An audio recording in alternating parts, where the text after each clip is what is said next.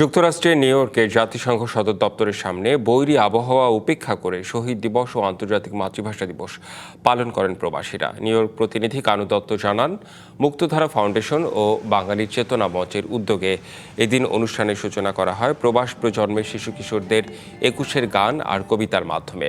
বক্তারা জাতিসংঘের সামনে আন্তর্জাতিক মাতৃভাষা দিবস পালনের ৩৫ বছরের পথ পরিক্রমার কথা তুলে ধরে বক্তব্য দেন।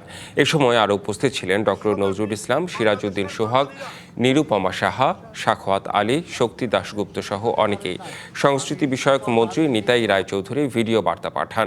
অনুষ্ঠান শেষ হয় বাংলাদেশ সময়ে ২১শে ফেব্রুয়ারি রাত ১২টা ১ মিনিটে অস্থায়ী শহীদ মিনারে ফুল দিয়ে শ্রদ্ধা জানানোর মাধ্যমে। প্রবাসী বাংলাদেশিদের এই প্রচেষ্টায় আয়োজন ৩৫ বছর পদার্পণ করেছে। মুক্তধারা ফাউন্ডেশন ও বাঙালি চেতনা মঞ্চের উদ্যোগে এই ধারাবাহিক কর্মসূচি শুধু শহীদদের স্মরণে নয়, বাংলাদেশের ইতিহাস, ঐতিহ্য এবং সংস্কৃতির গৌরবকে আন্তর্জাতিক অঙ্গনে তুলে ধরেছে।